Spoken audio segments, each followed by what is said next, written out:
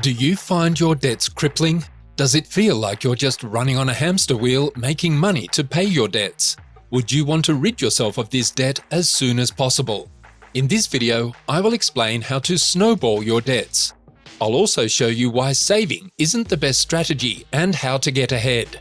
Watch to the end to see how James paid off his debts 30 months quicker than George just by using the debt snowball.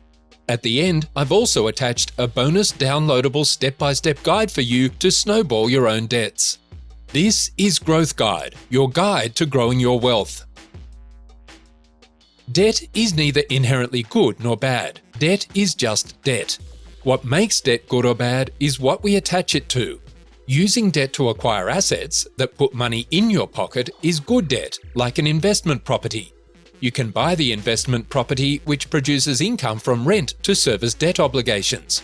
Yes, there will be expenses involved with maintenance and services, but over time the asset can appreciate, putting more money into your pocket. That is good debt, using debt to acquire assets. So, what is bad debt? Using debt to buy liabilities that take money out of your pocket is bad debt, like a new car. Every car serves the same fundamental purpose of transporting you from A to B. And unless the car is used to produce income, it just takes money out of your pocket.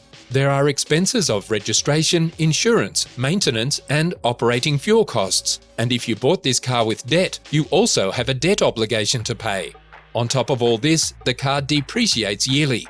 So not only does it cost money to own and operate, but its value drops over time. Bad debt is crippling. I'm sure you are familiar with the detrimental effects of bad debt. The biggest problem with bad debt is that it reduces your capacity to acquire assets. Since you already have financial obligations tied up to your bad debt, there is less room in your monthly cash flow to allow you to buy assets with good debt. The sooner you get out of bad debt, the sooner you can leverage debt for assets to create wealth. So here is a step-by-step guide on what to do. Step 1. Identify and order debt obligations.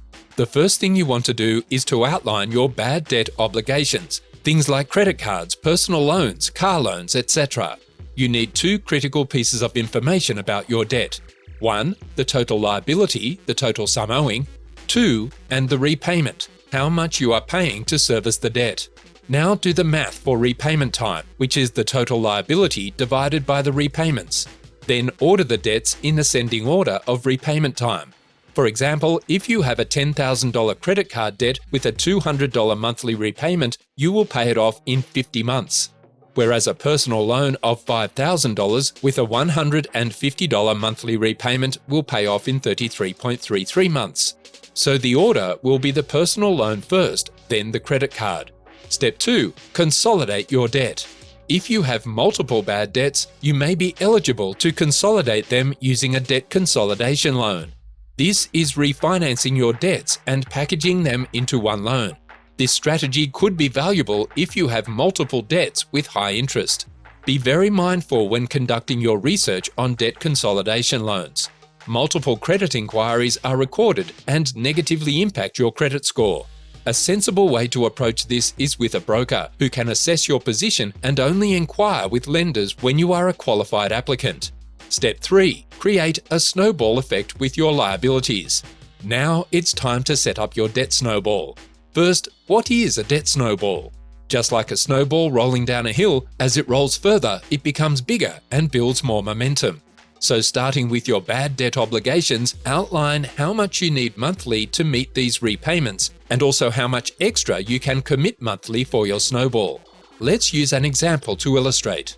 You have a credit card debt of $10,000 with $200 monthly repayments, a personal loan of $5,000 with $150 monthly repayments, and a car loan of $25,000 with $300 monthly repayments. So a total monthly debt obligation of $650. After assessing your finances, you decide you can commit to another $100 monthly for snowballing, therefore a total of $750 monthly. Let's order these in repayment times. The order will be the personal loan at 33.33 months, the credit card at 50 months, and the car loan at 83.33 months. If you consolidate your loans, take the sum of previous repayments of bad debts plus your snowballing contribution. If your repayments have been reduced from consolidating, use the original sum of these repayments to create a snowball. So the same $750 monthly sum as before. Now, allocate the extra $100 to the first debt on the list to start snowballing. By adding $100 to the personal loan, you will repay the loan 13.33 months faster, ending the bad debt in 20 months, saving you 13.33 months of interest payments. On the 20th month, you will allocate the $250 that was allocated to your personal loan to the credit card. The credit card debt on the 20th month will open at $6,000 from the usual $200 monthly repayments, and now it's time to snowball the credit card. Your repayments jump to $450 monthly, and you've paid off the credit card in the next 13.33 months. So instead of 50 months, you've paid it off in 33.33 months, from regular payments for 20 months and then 13.33 months of snowballing. That saves you another 16.67 months of interest payments. Our snowball has grown from $100 to $250 and now $450.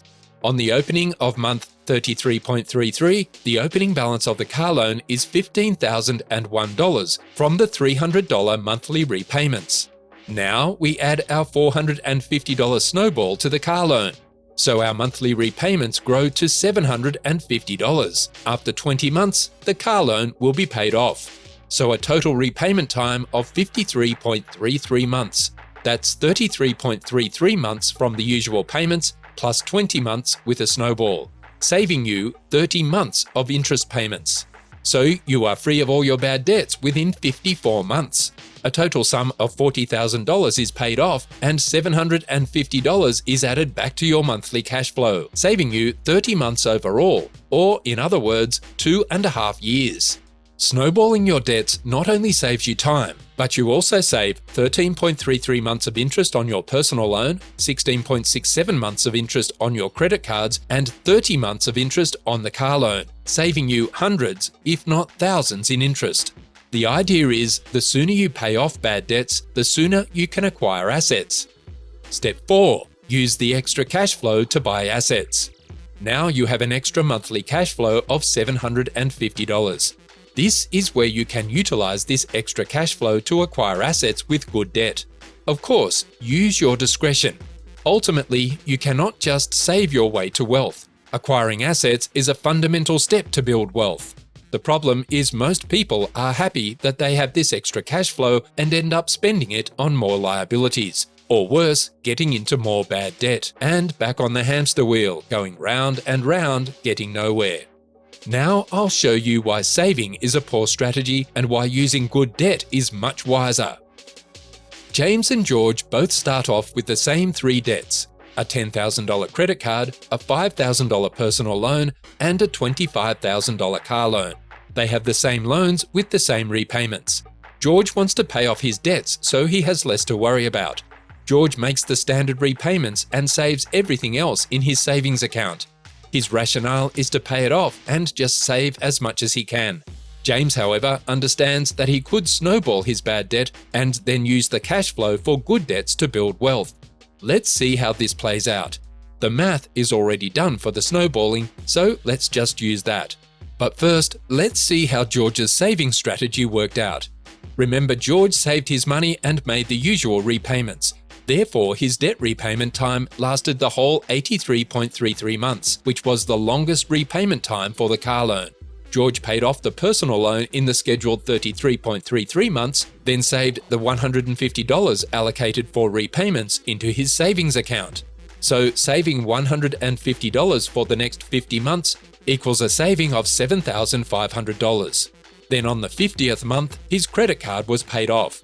Another $200 is now saved monthly for the remaining 34 months, totaling a sum of $6,800.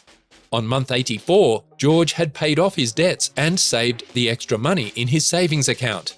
He also saved the extra $100 monthly, rather than using it to snowball his debts, which would be a total sum of $8,400. George finished the 84th month debt-free and with $22,700 in his savings. Now for James. Based on our previous calculations, James finished off his bad debts in 54 months by snowballing his debts. That was 30 months faster than George. On month 54, James looked for opportunities to use his new $750 monthly cash flow boost. James found a small laundromat for sale, priced at $100,000. The vendors were moving out of state, and the term of their lease agreement was ending. So rather than signing a new lease, the vendors thought, let's sell it and the new owner can re-sign the lease.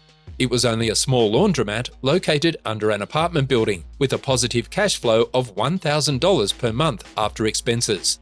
James inquired with the vendor for the financial statements of the business for sale. After discussing with his accountant, James qualified that this was a good business to buy.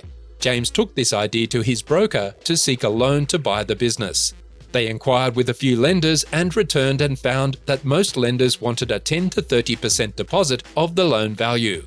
However, the business was a well-established business for over 10 years and had a good track record of predictable income and expenses, with assets in the business to secure a loan against, so the lenders required only a 10% deposit. The problem is that James did not have $10,000 for the deposit. Rather than letting this opportunity pass through his fingers, James consulted his accountant and broker. He learned that his $750 monthly cash flow was plenty to service a $10,000 personal loan. And his accountant also added, once you have this business, the cash flow it generates can make the payments for both your $10,000 personal and $90,000 business loan. James dived in and got the ball rolling. And in 3 months, everything was finalized. So on month 57, James owned the laundromat. The $1,000 monthly cash flow for the business was now being used to service the good debt to acquire the business. There was the $10,000 personal loan with $200 monthly repayments and also the $90,000 business loan with $500 monthly repayments. Since the business loan was a secured loan using the assets of the business as security, the structuring of the business loan is different to the personal loan, hence the lower relative repayments for the larger loan value. Therefore, the cash flow from the business was $1,000 minus $700, which is $300 monthly. On month 57, James kept his $750 monthly cash flow from his previous arrangement, plus an additional $300 monthly cash flow from the business. His total monthly cash flow was now $1,050. So on month 84, George finished paying off his debt and saved $22,700. But where did James end up? James snowballed all his debt within 54 months, saved his $750 for 3 months whilst acquiring the business, and then saved the total sum of $1,050 monthly with the combined cash flow from months 57 to 84, generating a total savings of $30,600 by month 84. James now owns a business that puts more money in his pocket, and he has saved almost $8,000 more by month 84 than George. This does not even take into account the extra interest payments George made for the 30 months, which would account for hundreds or thousands of dollars more in James's pocket. That's why saving is a poor strategy. That's the power of using snowballing to get rid of bad debt, and being able to position yourself to harness the opportunities to create wealth. You cannot just save your way to wealth. You must align yourself with assets that put more money into your pocket. To summarize, these are the 4 steps to rid yourself of bad debt. Step 1. Identify and order debt obligations. Step 2. Consolidate your debt. Step 3. Create a snowball effect with your liabilities. Step 4. Use the extra cash flow to buy assets. I've attached a free downloadable step-by-step guide in the description for you.